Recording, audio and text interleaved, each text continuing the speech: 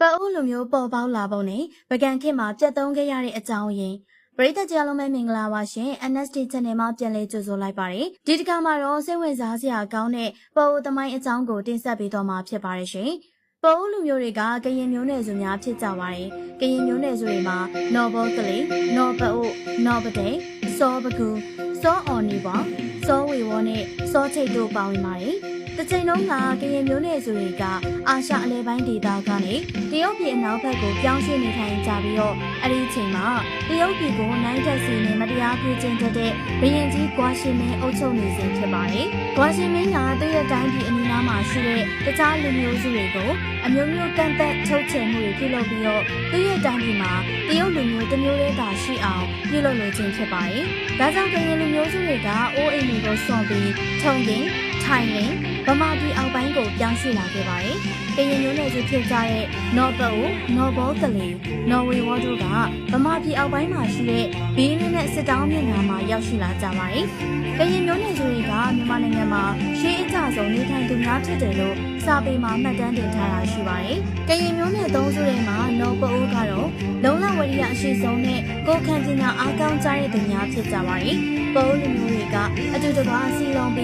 တိုင်းထုံလို့ခေါ်တဲ့တထုံပြည်ကိုတည်ထောင်ခဲ့ကြပါတယ်။ပအိုအကြီးအကဲကဒီမျိုးကိုအုပ်ချုပ်ခဲ့ပါတယ်။တထုံပြည်ကိုအုပ်ချုပ်ဖို့ပအိုအကြီးအကဲတင်မြောက်ချိန်မှာကျန်တဲ့ကရင်မျိုးနွယ်နှစ်စုကပျော်ပျော်ရွှင်ရွှင်နဲ့ဝိုင်းဝန်းကူညီခဲ့ကြပါတယ်။ဗမာရာဇဝင်အရတော့တိုင်းထုံပြည်ကိုတည်ထောင်သူမှာဘိုးတော်အင်ဇနာဖြစ်တယ်လို့မှတ်တမ်းတင်ထားပါတယ်။ဒီမင်းကတိတ်တထမင်းသားဂေါရမရဲ့ရှေးအဆက်နွယ်ဖြစ်ပါတယ်။အနှစ်တစ်ထောင်ကြာပြီးတဲ့နောက်တိုင်းထုံပြည်ကတမိုင်းမှာဗုဒ္ဓဘာသာရဲ့အရေးပါဆုံးအဖြစ်ထွန်းကားလာပါတယ်။မြို့ပြနိုင်ငံအဖြစ်မှအချိန်တန်တော့သုဝဏ္ဏဘူမိပအိုတိုင်းပြည်ရဲ့မြို့တော်ဖြစ်လာပါတယ်။သုဝဏ္ဏဘူမိတိုင်းပြည်ရဲ့အရေးပါမှုဖြစ်လာခြင်းကသူရိယဆန္ဒမင်းကြောင့်ဖြစ်နာမင်းမွေးဖွားစဉ်မှာဖြစ်လာခဲ့တဲ့မိုးကုတ်ဆဝိုင်းပေါ်မှာနေဝင်ခြင်းနဲ့လာထက်ခြင်းရောင်ခြင်းတစ်ခုစုံစည်းပြီးတော့နေရဲလတပြိုင်နက်တောက်ပနေတဲ့ချိန်ဖြစ်ပါတယ်။အဲဒါကြောင့်သူရိယဆန္ဒမင်းလို့ခေါ်တဲ့ဘရင်နာမည်ရဲ့အတိတ်တွေကနေနေလတပြိုင်နက်တောက်ပတဲ့အချိန်ဖြစ်ပါတယ်။သူရိယဆန္ဒမင်းအုပ်စိုးစဉ်မှာအရေးပါဆုံးဖြစ်ရကတော့ဂေါရမမြတ်စွာဘုရားကိုဖူးတွေ့ခြင်းနဲ့ဖြစ်ပါတယ်။ဖျားဖြစ်ပြီးတဲ့နောက်သုဝဏ္ဏဘူမိကိုပြန်ကြွရောက်စဉ်သူရိယဆန္ဒမင်းကအသက်100ကျော်လောက်ရှိနေပါပြီ။ဂေါရမမြတ်စွာဘုရားကသုဝဏ္ဏဘူမိပြည်ကို3ချိန်တိုင်ကြွရောက်ခဲ့ပါတယ်။တစ်ချိန်ရောက်တိုင်းနောက်9ခွေနေတဲ့ပို့အိုလူမျိုးတွေကိုဘဝရဲ့အခြေခံကျင့်ဝတ်တရားနဲ့သစ္စာလေးပါးတရားကိုဟောကြားခဲ့ပါတယ်။သူရိယဆန္ဒမင်းကဖျားရှင်ကိုသူနဲ့သူ့ရဲ့တိုင်းပြည်ပြည်သားတွေကိုပြစ်ခွာမသွားဖို့ရှောက်ပန်တော့လေဖျားရှင်ကတရဝါများအားလုံးကိုဘဝရဲ့အခြေခံကျင့်ဝတ်တရားနဲ့သစ္စာတရားတွေကိုဖြန့်ချီပေးရအောင်မှဖြစ်လို့တနေရာလေးမှာမနေနိုင်ပါလို့ပြောကြပြီးစံတော်သုံးစုနှုတ်ကသူရိယဆန္ဒမင်းကိုပေးရခဲ့ပါတယ်သူရိယဆန္ဒမင်းနဲ့ပအိုးလူမျိုးတွေကတထုံပြည်မှာပထမဦးဆုံးဗုဒ္ဓဘာသာကိုအပြည့်အဝယုံကြည်သူများဖြစ်ခဲ့ကြပါတယ်ရင်ကျင်းမှုအသစ်တွေအပြုတ်မှုအနေထားအသစ်တွေနဲ့ဖျားတပည့်သားအဆက်တွေဖြစ်လာကြပါတယ်။သူရိယဆန္ဒမင်းဟာဘုရားရှင်ရဲ့ပထမဆန်တော်တစုကိုရွှေစာရန်စီတီတီပြီးတော့ဌာပနာထားကိုးကွယ်ခဲ့ပါတယ်။ဒုတိယဆန်တော်တစုကိုတော့ယိုရီးယားဘက်ကိုပို့ပြီးနာခုံပထုံစီတီတေကကိုးကွယ်စေခဲ့ပါတယ်။တတိယဆန်တော်ကိုတော့သူရိယဆန္ဒမင်းရဲ့သားအမွှာနှစ်ယောက်တည်းကအကြီးသားကိုပေးပြီးကိုးကွယ်စေခဲ့ပါတယ်။အကြီးသားကထင်းထင်းကိုစွန့်ပြီးတောထဲမှာတရားအထုတ်နေသူဖြစ်ပါတယ်။သူရိယဆန္ဒမင်းကွယ်လွန်ပြီးတော့ပအိုတိုင်းပြည်ကိုညီငယ်မင်းသားကဆက်လက်အုပ်ချုပ်ခဲ့ပါတယ်။အကြီးသားကွယ်လွန်ပြန်တော့ဆန်တော်ကိုညီငယ်အားပေးခဲ့ပြီးတော့ညီငယ်ကတင့်တော်တဲ့နေရာရှာပြီးတတိယဆန်တော်ကိုကြောက်ကူကြီးရဲ့ထိတ်ဆုံးမှာဇေဒီတီပြီးတော့ကိုးကွယ်စေခဲ့ပါတယ်။အခုဆိုရင်တော့လူသိများရဲ့ချက်တီယိုဇေဒီတော်ပဲဖြစ်ပါတယ်။ပအိုးလူမျိုးတွေကတိုင်းပြည်ကိုအတူတကွတည်ထောင်ကြတဲ့သကောနဲ့ပွားအိုလူမျိုးတို့နဲ့တင့်မြတ်စွာနေထိုင်ကြပါတယ်။သူရိယဆန္ဒမင်းအပြင်အရေးပါတဲ့မင်းကတော့ဓမ္မပါဠမင်းပဲဖြစ်ပါတယ်။အဲ့ဒီမင်းကနိုင်ငံသားတွေနဲ့ကုန်သွယ်ရေးဆက်ဆံရေးကောင်းမွန်အောင်လှုပ်ဆောင်ခဲ့တဲ့မင်းဖြစ်ပါတယ်။အိန္ဒိယကစာပေတွေအနုပညာတွေယဉ်ကျေးမှုတွေကိုပို့အိုလူမျိုးတွေရရှိလာပါတယ်။တရုတ်ပြည်ကကုန်သည်တွေနဲ့ဖျားပူခရီးသည်တွေကလည်းသုဝဏ္ဏပြည်ကိုရောက်ရှိလာပါတယ်။အဲ့ဒီအချိန်မှာတရုတ်ပြည်ကစာပေအရေးအသားမြင့်မားနေပြီးတော့ရေနာရီနေနာရီစက်ကူတွေတည်ထွင်နေပြီဖြစ်ပါတယ်။ဒီလိုနဲ့ပအိုးလူမျိုးတွေကအိန္ဒိယနဲ့တရုတ်ပြည်ကအနုပညာတွေစ စာပေတွေယဉ်ကျေးမှုတွေကိုရရှိလာပါတယ်။ဘယင်ဓမ္မပါဠကဓမ္မကောသလို့ခေါ်တဲ့ထက်မြက်သောသားတော်တစ်ပါးရှိပါတယ်။သားတော်ကိုအိန္ဒိယပြည်ကိုဗုဒ္ဓသာသနာကိုလေ့လာဖို့အတွက်ယဟန်ကြီးရဲ့အမိန့်နဲ့စေလွှတ်ခဲ့ပါတယ်။ဓမ္မကောသကကံကောင်းပြီးအိန္ဒိယမှာဗုဒ္ဓသာသနာရဲ့တတိယသင်္ဃာယနာတင်ပွဲကိုတက်ရောက်ခွင့်ရခဲ့ပါတယ်။ဓမ္မကောသကအိန္ဒိယရဲ့ဘာသာစကားနဲ့အရေးကိုကျွမ်းကျင်နေသူဖြစ်ပါတယ်။သူက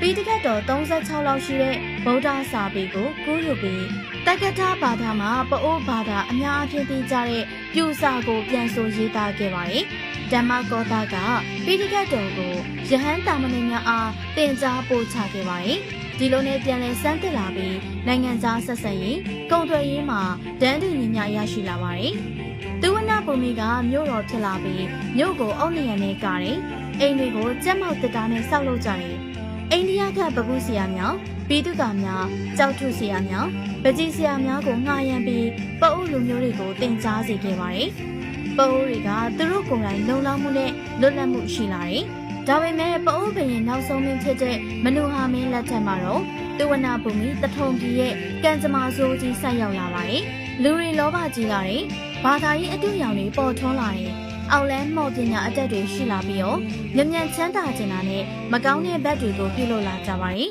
။အရက်တော့လောင်းကစားဘက်ရှိလာတယ်။အောက်လန်းမော်ပညာအတက်ကိုအေဂျင့်နဲ့ပါရှန်ကုန်တယ်တွေကတင်သွင်းလာခြင်းဖြစ်ပါတယ်။နောက်ထပ်ဝမ်းနည်းဖွယ်ရာဖြစ်ရကတော့ပအိုးဘရင်ဖြစ်တဲ့မနုဟာမင်းက